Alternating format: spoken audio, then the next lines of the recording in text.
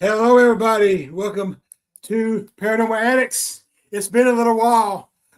We are here on season 3. Uh, my guest for episode 1 is my good friend Wade. Uh, Wade, we'll just go ahead and jump right into the questions. So, my first one is before we dive deep, how do you personally define the paranormal?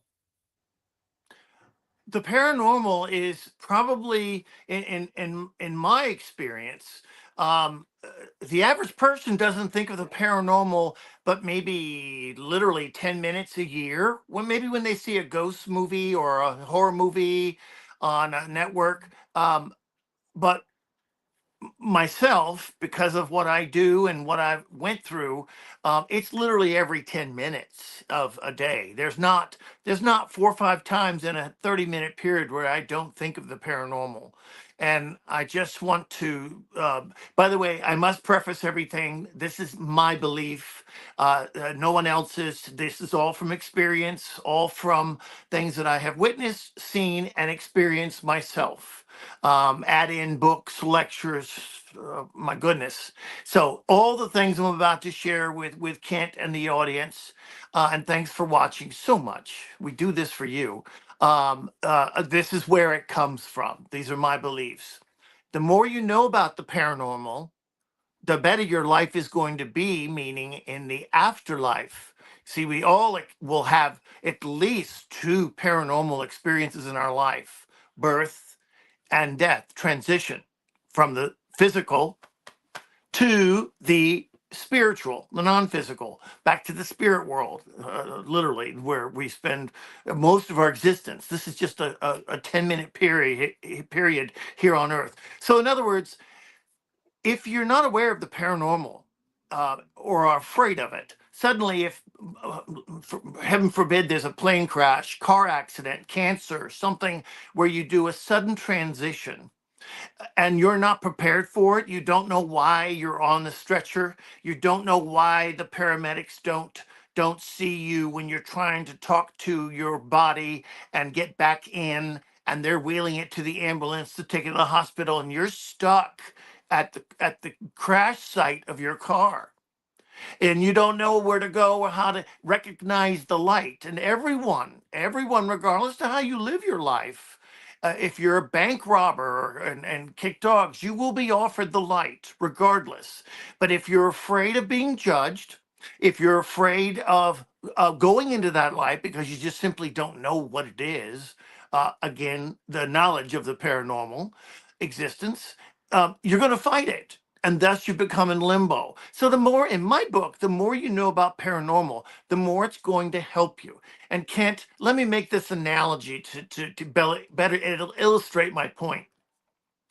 When we were in high school and college, how many years did we have to take algebra, algebra 2, geometry, trigonometry?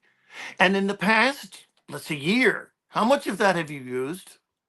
Not very But if much. you study the paranormal and know about the existences of the afterlife and how it affects the life now here on Earth in the third dimension, it's going to help you immensely. But we're not taught that in schools.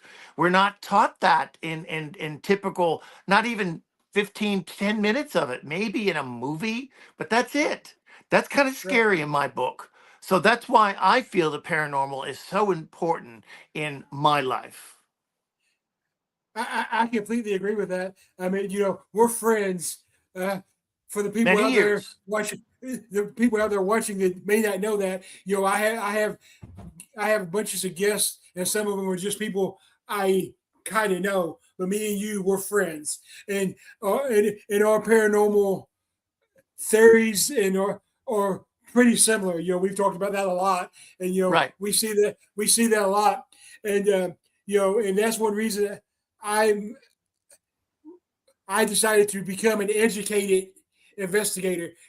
I don't just have the experience, but I have the degree in parapsychology, and I have the degree in theology, and I'm a trained demonologist. Because like you said, the more you know, the better you are. And I like what you when you was talking about. Uh, we're all going to see the light, and some people you may not know what to do with the light. In my opinion, in my experience, and again, this is just my opinion. Ed and $2 can buy you a Coke, But to me, that's why we see a lot of children ghosts, children spirits. Is Right. because they don't know what the light is. As adults, most of us have at least heard about the light. But kids, they see a light, they're going to be afraid of it. So education is definitely value there. So There are angels, guides to assist such a soul to cross over. Absolutely. And you have to remember also that the consciousness, the knowledge that the soul has, the human being has when they're in alive, that goes, and the emotions and the mental state and the psychology state, all that stays with the soul as the Akashic record, a fingerprint of that soul. So, in other words, if a child, we've investigated in Gettysburg, and you always ask the children, say at the orphanage, what year is it? They will say it's 1863, and you never challenge them on that because that's all they know. They don't know uh, division and multiplication, and they don't know what a motorcycle is on the outside of the building racing by. Their consciousness is the same in the spirit world, whether they cross over or choose to stay in limbo. You see, you have free will in that. That's right, how loving God is. He gives you free will on earth in the physical body to express as a good soul or a bad soul. And you can't be a good soul unless you've been a bad soul, in my book. You can't have right, light until you have darkness. So my point is, without judgment, um, the consciousness of awareness and knowledge of the soul, when it is ready to transition, remains the same. Why would God erase any of your experience and expression? right, right. I mean, again, as we already know, I'm right there with you. We're on the same page. So let's move on to the next question and that is when people talk about ghosts, people lump everything into one category. Can you break down the basic types of spirits Yes, sir. as you understand them? As I understand it and as I've experienced it. Now, a ghost is a spirit that you do not know. Okay, and we will experience typically a lot of those in your life depending on your sensitivity. And I think the people who are not sensitive to such a thing are blessed. I am sometimes too sensitive to it, and they'll not only make their presence known but affect me emotionally and psychologically and mentally. So as far as those who say, I want to see a ghost, I never get to see a ghost. Actually, in my book, you're very blessed. Okay, keep that in mind. So, a spirit that you do know that wants to come assist you, say, for example, on your wedding morning, a spirit who you've had an existence with either on this lifetime or even other lifetimes, and planes of existence that you don't at this time remember. But when that soul comes, there is a vibratory recognition. They don't have the same face or body type, but they have a vibration that you will recognize from your soul. Now, an apparition is someone who loves you and wants only the best for you, and they usually come to give you advice or recommendations or guidance. So they'll come in a way that they want the message given. About 80% of those is during the sleep phase of exchanging of information and vibrations. In other words, you're not defensive, you're not in fear, you're in a sleep state. By the way, when you dream, do you know you're dreaming? No. How long is the dream? Is it 30 seconds? Is it 10 minutes? An hour? We don't know. We don't know at the moment. So you're just in the experiencing mode. Now, So an apparition will come and basically talk to you in that state. If they appear at the foot of the bed, usually, statistically, they will look younger or in a better body shape when they're younger. They'll appear that way, but you will still recognize them. And also, if they feel they know you better than yourself, if they feel that will scare you to see a spirit at the foot of your bed, even though it's a loving one, they'll come in a different way. They'll come in the smell of grandpa's pipe. I know Miss Warren at the Warren house. She will come and she will let me, not only will I know she's there vibrationally, and I can like feel, I know she's looking. I can feel that. But she will have her perfume scent, especially to others in the same, she'll make it in a 4x4 area. I'll walk through and recognize it and then bring forth, for example, Chris or at the time Dan, and we would know that Miss Warren is there. She will do that as far as that way we know she's recognized, if that makes sense. So they may Oh, I'm with you. leave. They may leave. I know that when I go and I leave this earthly expression, I know that my relatives will get a Lincoln penny, heads up, face up. That's my, and usually on the doorstep. That's my way of saying I thought of you and I love you today. I'm aware of you. I'm watching you. So then there is a third class, which I learned, and this is most important, but most dangerous. There is a, besides the ghost, like I mentioned earlier, there is a what's called a inhuman spirit. Now, 99.90% of people on Earth will never experience this. But I unfortunately experienced it and it changed my life. And it is a spirit who was thrown out of heaven long before the dinosaurs roamed Earth. And because of that, there's no way back to heaven. They can't come back. Our souls on Earth have an aspect of God, a vibration or frequency of God within us all. We have a path back to God, and He wants that. He wants to welcome us back. Now, the inhuman spirit does not like us as human beings because of that and wants to destroy it. So it wants to take us off our path. This is when we have phenomena that in the occult or dark arts can be invited in through the use of a Ouija board or a seance, or there's several tool ways to do this, and they will wreak havoc in your life. And basically through four steps, four phases, they want to basically destroy your life to where you will commit suicide, and they believe they can jump in at that very moment and take over your body and thus have a way back. But this has never been done thanks to what the Lord did on the cross. So it has never worked. So that is what's called an inhuman spirit. But they do have one gift. They have the wisdom of the ages, which is how they get into our lives. Let me explain quickly. Because they have the wisdom of the ages, they know basically everything about you and what you're going to do. In my case, I had a horrible 9 months of oppression in my apartment, this apartment that I'm still here. So my point is, I was kicked, slapped, pushed, all of the phenomena. But let me put it this way: the most evidence I've ever seen of the paranormal and the occult is in the Warrens Occult Museum. The second most activity I've ever experienced in my life is in my apartment.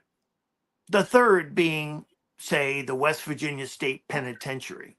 That's how bad it was. So, although I didn't know it at the time, it wanted to kill me, and it came very close to suicide. Basically, if you commit suicide, it's all over. We'll leave you alone. Well, it turns out because they have the wisdom of the ages. The entity that was here in this apartment knew what I would be doing 40 years later with the Warrens and helping families educating them about this type of inhuman activity. So basically, when I go on a paranormal investigation, I don't look for grandma. I'm not in, that's not my thing. I am there to detect and decipher inhuman spirits and why they're there and how long they've been there.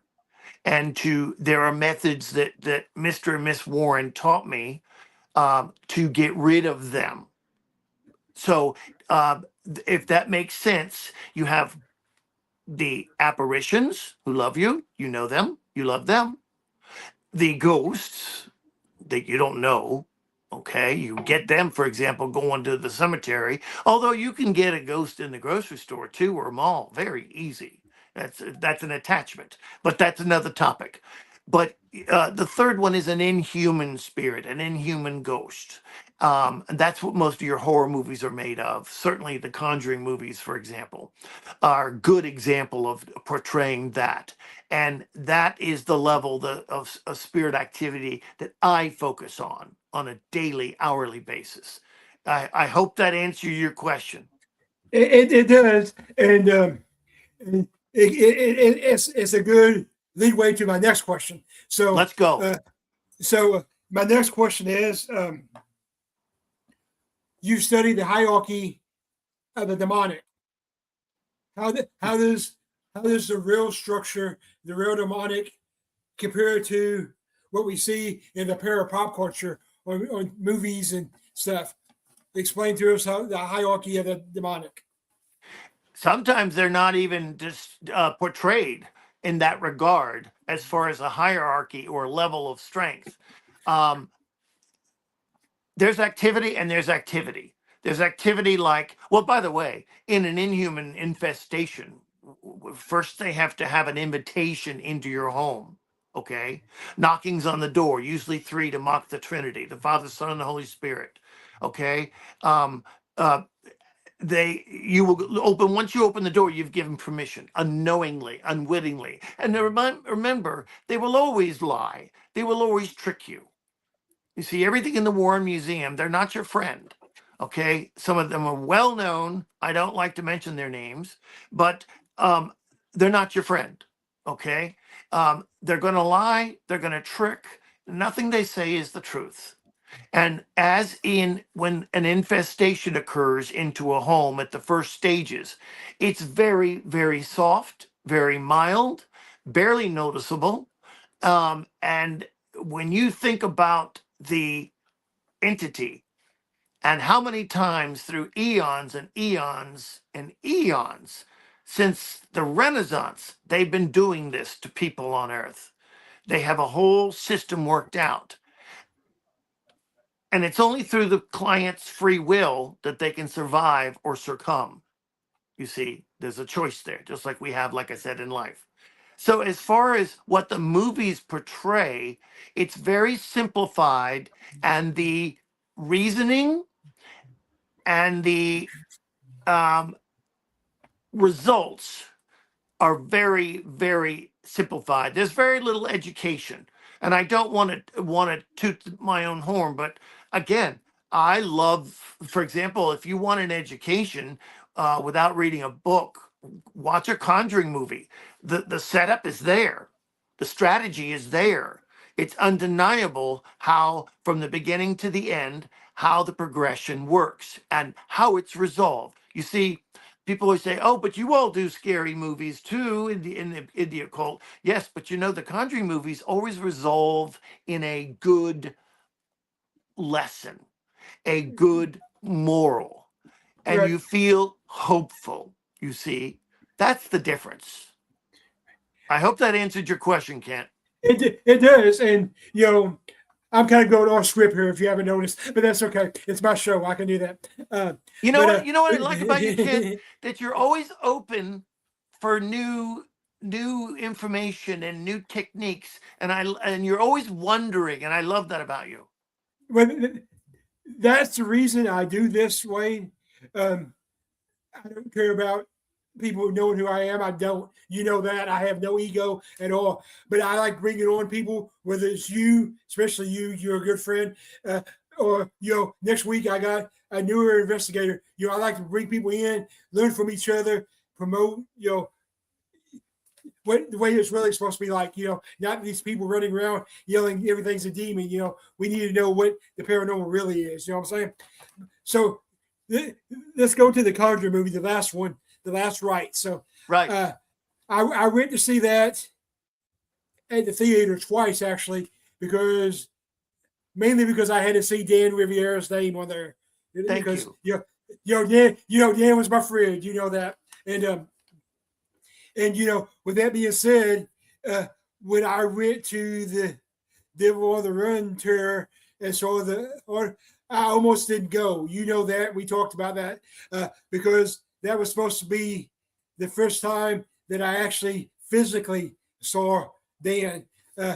We talked on the phone every week, but I never had the privilege of meeting him, and that was supposed to be the first time.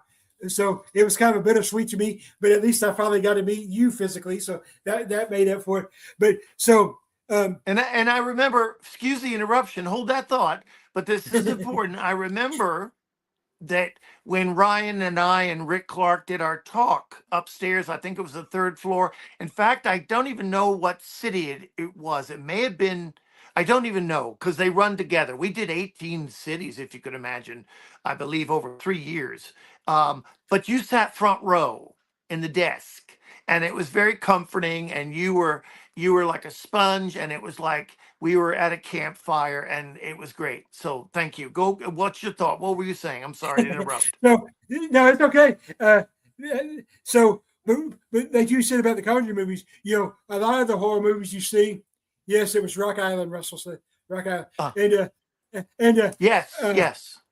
Yeah. So Russell Reynolds is on here. He's been talking to us. Me and him are actually investigating together tomorrow. We're going to the Glen House, the Cape Girardeau. But Hi, Russell. So, yeah, Russell said hi, and Sandy Mary said hi. Oh, so, Sandy, hello, dear. I can't see the comments, so thank you. Yeah, thanks for watching. Yeah. And Russell, all my best to your dad, of course. And but yeah, so a lot of your horror movies, they just try to do the scare factor, like you said, the jump scares or whatever. But like you said with the Conjurings, from the beginning, especially if you go back to the first Conjuring movie all the way to the end, there's a resolve, and so and it's actually kind of educational. I mean, and part of it is Hollywood, but there's still the basis on it. You still see Ed Lorraine's touch in the films. So one thing I don't know if I've even shared on my show before, but I'm going to share it here. Jason McCrae said, "Good evening, gentlemen." Oh, Jason, hello, my friend. Hello. I thought about you earlier this week. Jason actually wrote, so my first book just went to the publisher yesterday. So it should be available by Monday. So, but I'm already working on my second book, and Jason wrote my foreword for my second book. I actually want to get with you to write the foreword of my third book, because my third book is Christianity in the Paranormal Field. Oh, wow. That's right down my alley. Yeah. Jason is an encyclopedia. I just step back and listen. Only problem with Jason is he's a Canadian, but we'll forgive him for that. But anyway, back to what I was saying. So, we've talked about this before, this point. So, I was born with my abilities. As a kid, I didn't consider them abilities at all. I didn't want them, but through my faith and learning, now I consider them gifts from God. But so growing up down here in Western Kentucky, not only do I live in the Bible Belt, but I live in like the heart of the Bible Belt. We have more churches than people, I think. So I was told at 6 years old, I was told that I was going to hell, and I was a tool of the devil.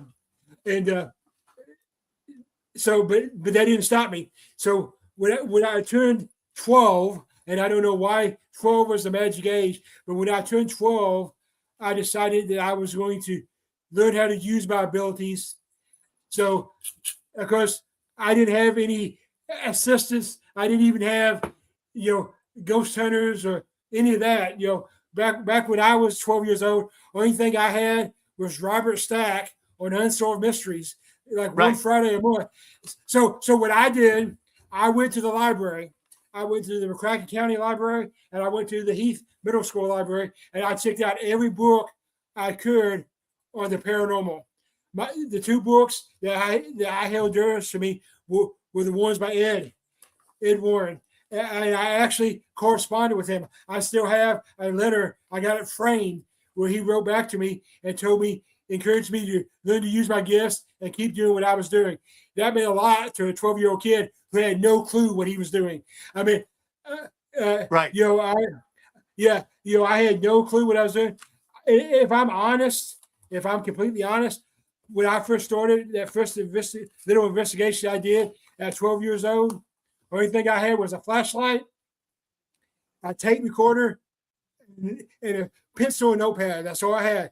I probably did more harm than good, but you have to learn somewhere. And since then, obviously I've learned, and because to me, you said the same thing. To me, that's why I'm in the paranormal field is to help people. You know, and then as far as like doing like the big name places, the reason I do those is so I can educate people. I love educating people. So yeah. One So thing I want to make like an update on cases and clients and things. Um, and this is what I have experienced and found.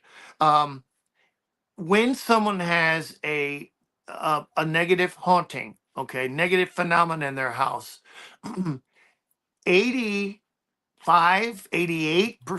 of them, believe it or not, even though they call you for help, don't want it gone, meaning they're not willing to do the full work to get it done, to get it out. We can get it out. We'll do that. But you, as the person who lives there, has to mentally, spiritually, and psychologically want it gone, want it over. I had such bad uh, experiences here. It and I knew I was going to win. Didn't know how, because this is before I met the Warrens. Um, uh, I knew that in at the end of the road I survived, and this would be my home again. It's not their home. They invaded it. I am here. It is my home. By the way, when I did travel during that period, it would follow me. It would go to people's homes I would stay at and have phenomena there. That's another topic. That was embarrassing. But my point is, a lot of the clients aren't mentally and they want the notoriety, they want the fame, they hopefully want a book or a movie deal. um Farthest thing from my mind, I just wanted my life back. So the clients nowadays, for twofold, the phenomena has, because of the in heightened, increased vibratory frequency of Earth right now, and all you have to do is look at the media and understand that in 10 minutes. So that we're not going to go there tonight.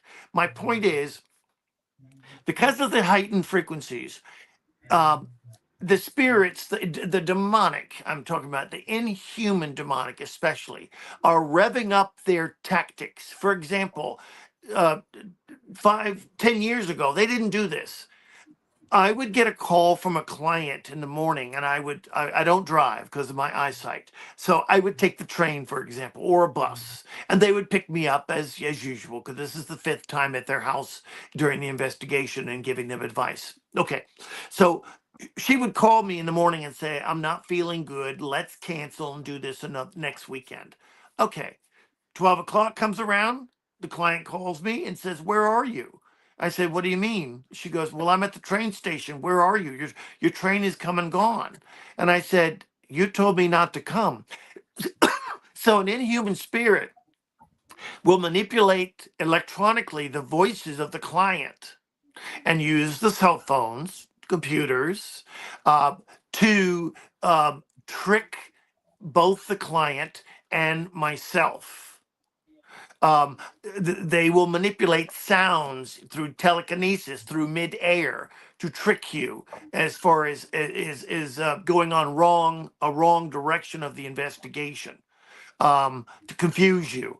And also, the thirdly thing is, it's the most obvious.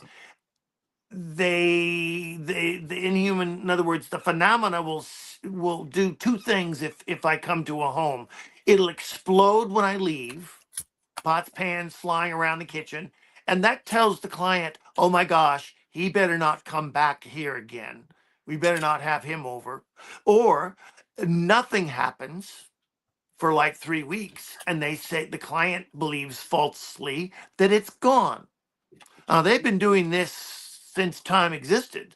So they can wait. They can wait and let the client believe what they believe, even though it's false. But as far as trickery goes, as far as electronic manipulation, as far as the lies, it's even worse right now with the new technology and new tactics that they're using. That's something to think about. Jason,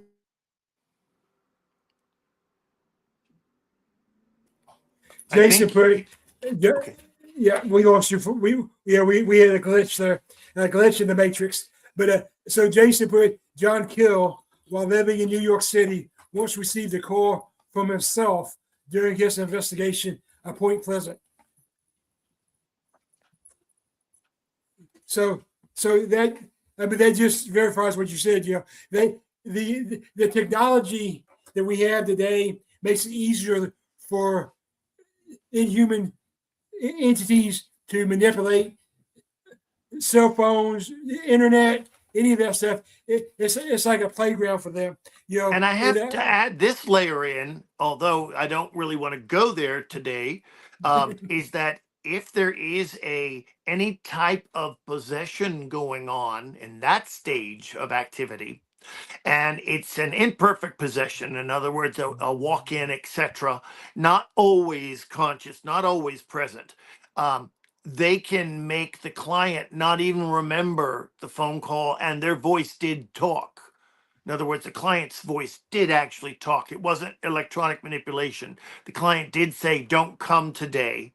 My daughter's sick, and then I won't come. And they won't remember because when they said that, the possession part took over. Make sense? I Yeah, just want to give that information out there.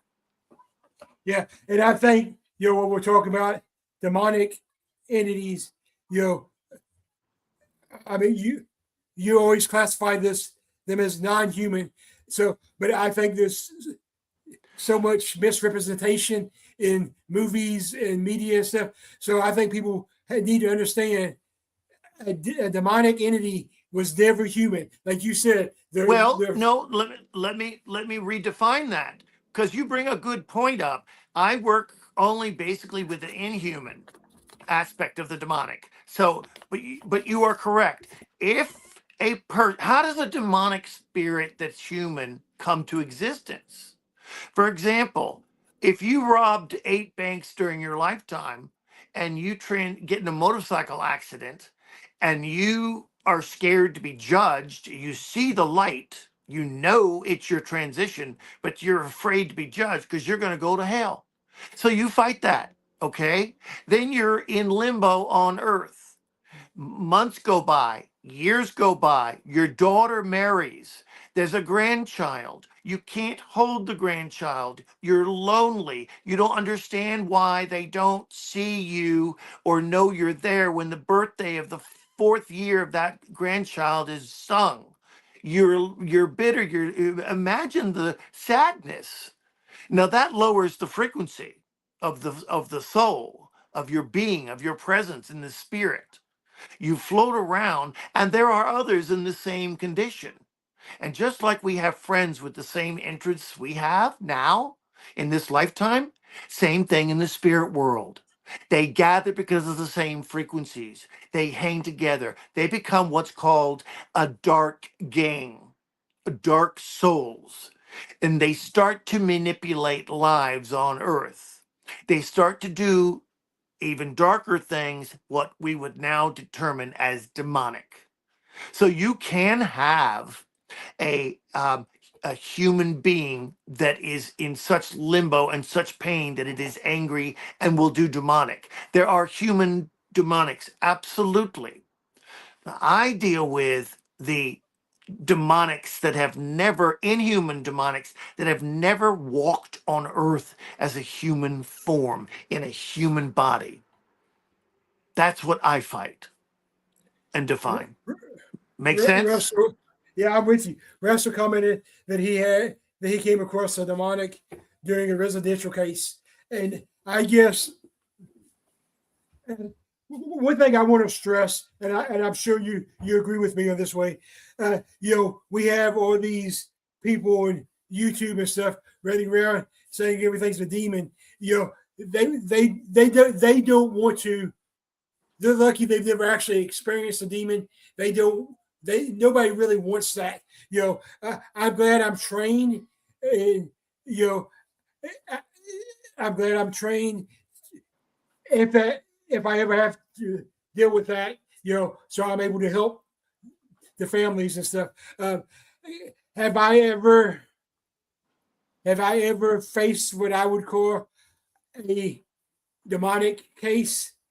Um, I have two that borderline, and if you don't mind, I'll kind of tell you the short version of both of them, because one of them is a case that that changed me, and it still affects me to this day, just because of how emotional I guess it was. Uh, Yes, totally. And that doesn't go away. And there's no program in the therapist world, psychology world, except for Ryan Buell, who is creating a whole program, a whole theological practice on clients who have been abused by the paranormal. Go ahead, Ken. Sorry. I just had to get that in there. yeah, I've been trying to get Ryan on the show. So next time you talk to him, tell him he needs to be on my show. I Uh, will. Jason says, Wade, do you believe the word demon or even the demonic has been sensationalized in today's society? And they love it. The answer is yes, and they love it. And there's a group, a sector of adolescents right now that completely are obsessed with that. And you must remember that in a way it's on schedule, because the demonic, the inhuman demonic, they want to destroy lives. So they'll get in your young male adolescent video games. They'll get in a lot of horror movies, occult movies. Even when you watch all these ghost shows that are all day long on certain channels and networks, you're creating an energy in your home that will attract the same energy. You see, Mr. Warren taught me that energy can never be destroyed, and like energy attracts the like, the same. Good energy will attract good energy. Bad, occult, demonic. If you worship the devil all day long and watch that on TV or YouTube videos and etc., yeah, you're going to have that energy in your home. Make sense? I'm with you. So Russell commented when we was talking about the YouTubers running around saying everything's a demon. Russell says, and they wouldn't know what to do if they came across one. That's exactly right. So, Well, let me just say this, with compassion. Um, if you come across a real demon, you're going to know. exactly. You're going to know, not only energy wise or feeling wise, and if you're not sensitive at all, you're going to know very fast through activity. You're probably also So, going to lose your job, your bank account. Things are going to go downhill very fast, and your friends, because they like to divide and conquer. They like you to feel under all the oppression, the three acts of it. Um, Alone, isolated, and you're going to lose friends. Trust me, I know. Go ahead. so So the first demonic-ish case that I ever went on was actually when I was living in Indiana, and we got a call from the parents or the in-laws, whatever you want to put them, and they wanted us to come to this house. And I do still get emotional about this, so if I get emotional, you have to just excuse me. There's no apologies needed. But then the first, we probably should have not went on this case because it was still so fresh. It had only been like 3 weeks since the murder suicide, and but we had a mother, a father, a grandfather, a grandmother begging us to help them, and that's why we do this. So the backstory of this investigation, of course, we did our diligence. We got the police report, we got the newspaper reports, we got everything, and the backstory was the father had lost his job at John Deere, and he dove into alcohol and drug abuse, right, and depression, and allegedly started practicing occult practices.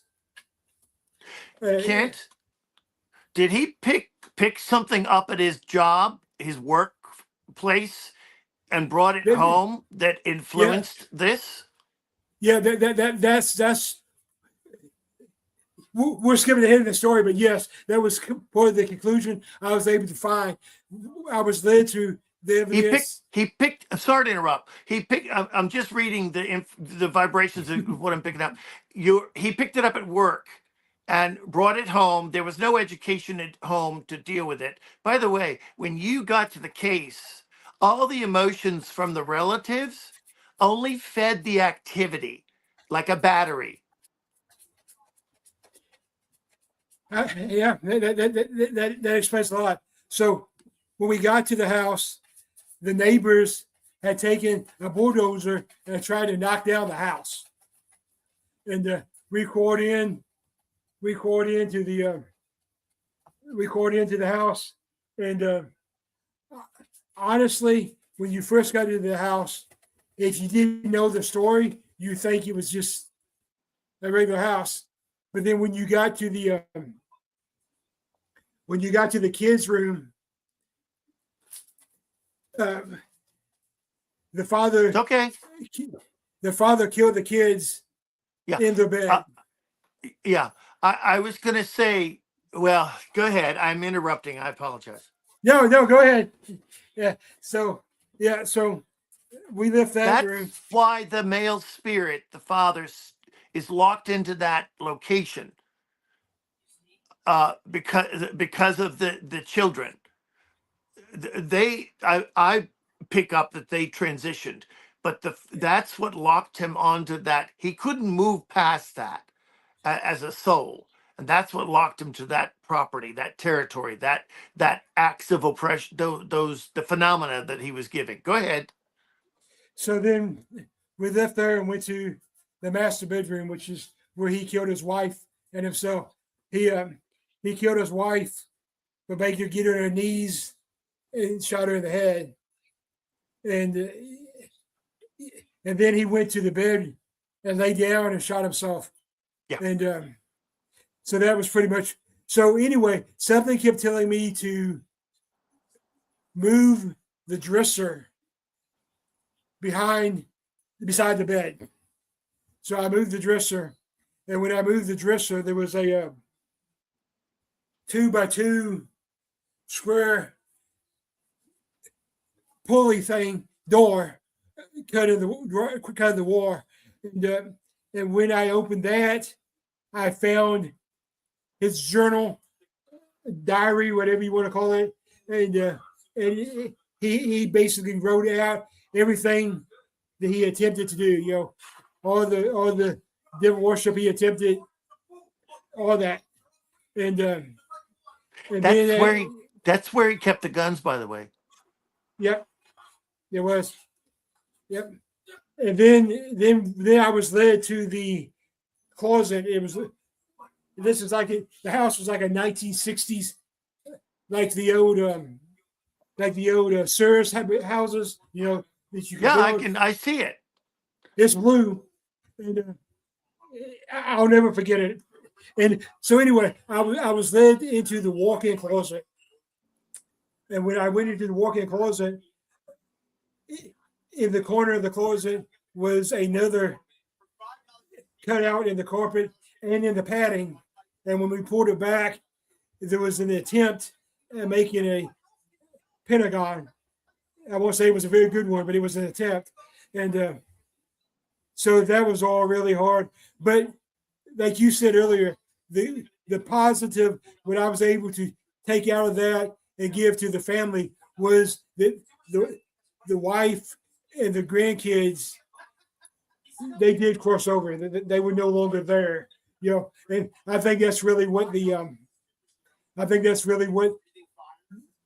parents wanted. They wanted to know what the grandkids and the daughter was, and then I was able to. We were able to find out that when the guy's name was John, when John lost his job, he turned to alcohol, but he was introduced to.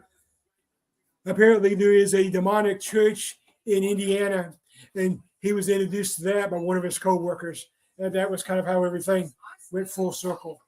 Kent, you're a good transmitter because I can tell you the color of the carpeting in the bedroom, the wallpaper. I can even tell you the molding around the 2x2 square. I can describe that curved bellow molding around the doorway of that little compartment behind the dresser. So I'm getting that from you. So you're very powerful. Yeah, and that's a good way to the second case that I had that was that could be demonic.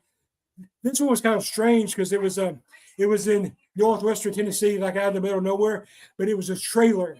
We always assume that places with activity are older homes or whatever, but this was like in 1980. I know that, but I'm saying, outsiders are like, oh, it's not old. But anyway, so we get this call. What set up the whole situation was a drug deal going bad. In this drug deal, there was an innocent victim, and it was this 18-year-old pregnant girl. The mother is the one who lived in the trailer, and after all this went down, everything in the house started switching, like bad attitudes, the son, all the negativity. So they call us in there, and we investigate, and we're doing the sweep, just to see what kind of baselines, everything, and it was kind of a freaky place in the dark because like she had like this these antique dolls and stuff all over her bed. Let me pause you there. Is it possible that a female, like an older female, they did Ouija board in the house? They had, yes. Okay, that's what I'm picking up. So this was brought in, invited in. Yeah, invited by in a female, by the mother. She did it under an the older pretense. female. Yep, she did it under the pretense of trying to communicate with her daughter. Right, and all the fighting with the daughter and the siblings, all that gave the demonic more energy, like a battery, to do more activity. It's a vicious cycle. I'm sorry to interrupt. Yep. So yeah, exactly. So as the night progressed, we finally made contact with the entity, and we made contact in the bedroom that was the daughter's before she was real murdered, and I was actually told by the entity to leave because my energy was too powerful. I did leave, and but I didn't. Yeah, it was like leave, and I was like, if it's telling me to leave, that means I need to be there. Right. Well, right. There's actually a vortex in that trailer that went below it down into the ground. That if you went today, you would still feel. Yeah. I mean, that's exactly what I told the people, the two team members I was with. I told them this room has a vortex. I'm like, that's why all the activity is right here because there's a vortex. I'm like, I'm like, I, in my opinion, still to this day, if that in that case, is it wasn't really just about the trailer or the daughter, like you said. It's the property that there's a vortex in that property, and so that's why all that happened. That's why so all the negativity just fit it more. And that was opened up by the older female and never closed, you see. So in the demonic world, um, that's an invitation, Yeah, especially if it continues and encouraged. That is an invitation, like a doorway underneath the trailer, up into the trailer, to affect their lives. There's no barrier, you see. right, exactly. And that's we mentioned Ouija boards, all that stuff, really, and that's what makes those dangerous. They can they be a tool, maybe, but you have Yes. to know how to use them. If you use them incorrectly and open a portal and you don't close it, that's when you have a problem. Look, my best advice, my most honest, the best thing, if you want to have a takeaway from this whole interview, don't use the Ouija board, don't use the spirit box, don't use dowsing rods, don't you use runes, anything, even tarot cards. Um, if you don't know what they are, and if you do, then you know not to use them. Is my point. Um, Doorways can be opened, and most people don't close them or know how to close them. So, um, the best advice is those are dark arts. The only people that are going to be excited about that are those of the same frequency on the other side. Now, there's a topic for an hour, but don't. Miss Warren was adamant with that with me, and she said, Wrestler "Wade, did said you go ahead?" Wrestler said he agrees with you on that. So Well, 2 and 2 equals 4. It'll never equal 17. And so a truth is a truth is a truth. so here's my Ouija board story. If you want to know my Ouija board story, so uh, obviously I've always had my abilities and stuff. So when I was 13, 14, that age, my my my youth leader's daughter, my youth leader's adopted daughter, was a nowadays we would call it a goth, but back in 1990 you didn't have that. But she was into all that. She was into Ouija, Oh, all sure, that stuff. sure. So anyway, so I'm 14. She's turning 16, and she is hot. I'm talking about hot. She looked like Alyssa Milano when back in the day. So I get invited to her sweet 16 birthday party.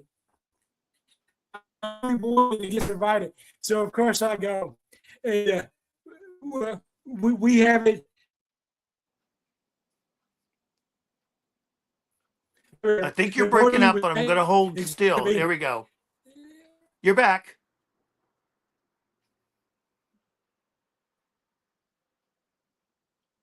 there we go. There we go. We're having some weather issues down here. We got a snowstorm coming here. So, but anyway, so we had the party at what used to be the Executive Inn in Paducah. Uh, the when you have your party at the Executive Inn in Paducah, they have an Olympic sized heated inside pool and then a stage. And Mhm. so at that stage, we did a little Ouija board, and I didn't really have any experience, bad or good, with that. But then again, I know to close portal. But then,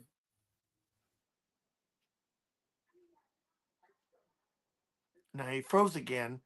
Um, so I want to make a point that Ken, you're frozen, but I'm going to go ahead and I can see me moving on the image, so I'm going to go ahead and talk. Now, you can use the Ouija board and have no ill effect or no demonic, but you got to remember when you do use it, you are opening a door that you can't see anyone coming in.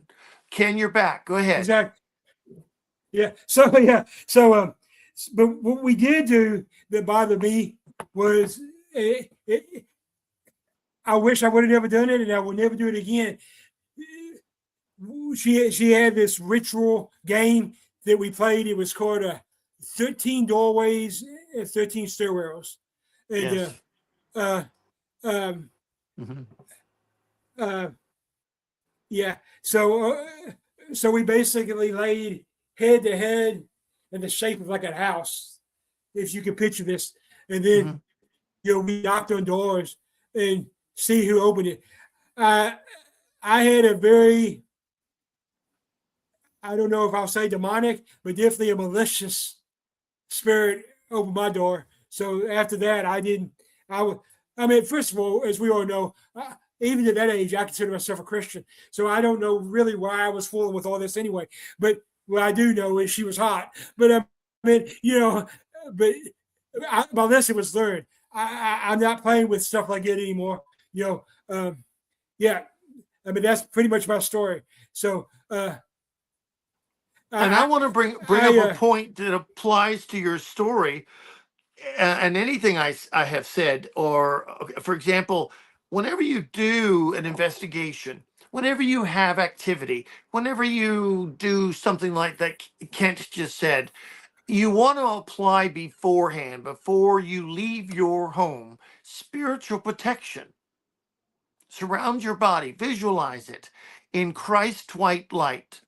Okay. And if you don't believe in Jesus, then you do it in the white light of God.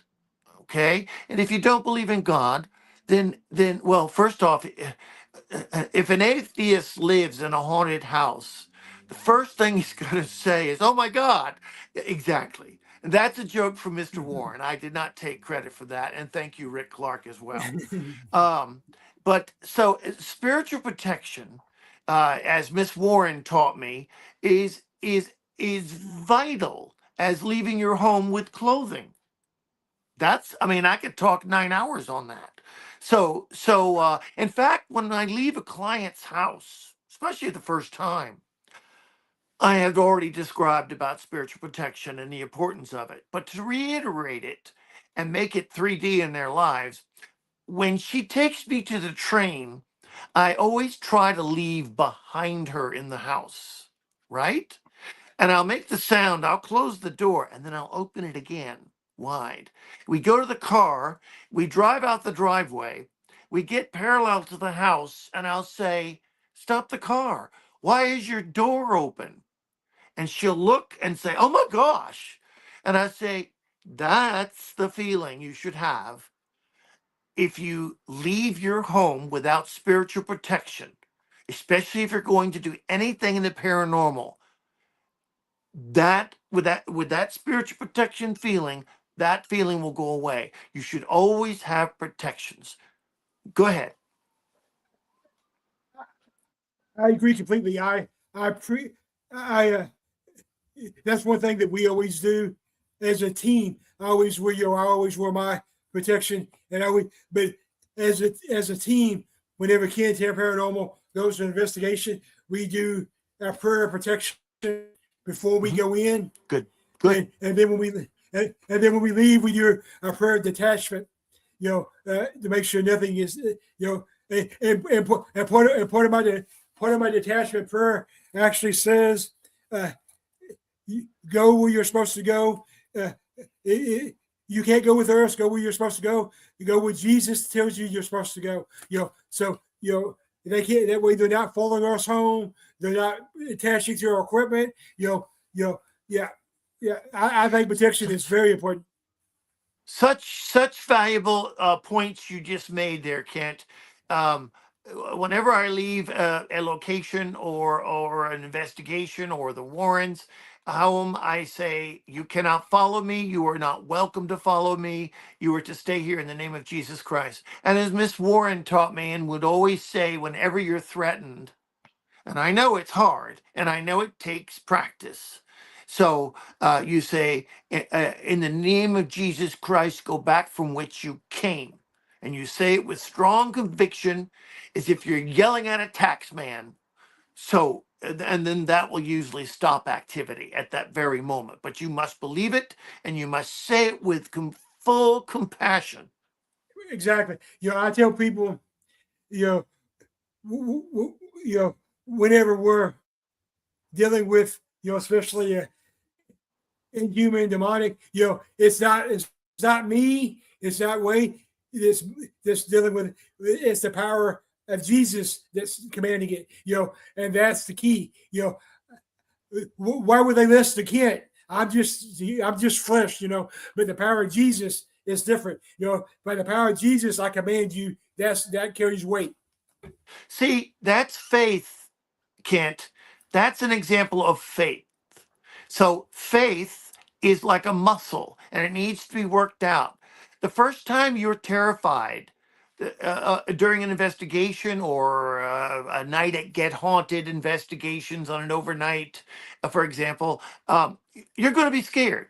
That's a protective fear mechanism for your body that's built in by the divineness. It's to protect you.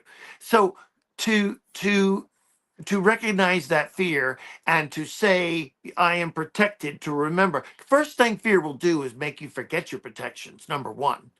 No matter how many crosses you wear and tattoos you have on your arm, you're going to forget that. That's fear number 101. So allow that we're human.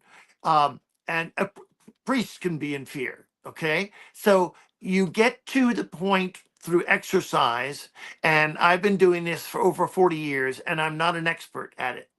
But you get to a point where you have a bit of strength of knowingness of protection at all times. That's called faith. And that has to be worked out like a muscle through occasions, through opportunities, through experiences. So while you go through that numbingness, ice cold fear, you also have to remember on different levels, spiritually, mentally, that you're protected. That's called activated faith.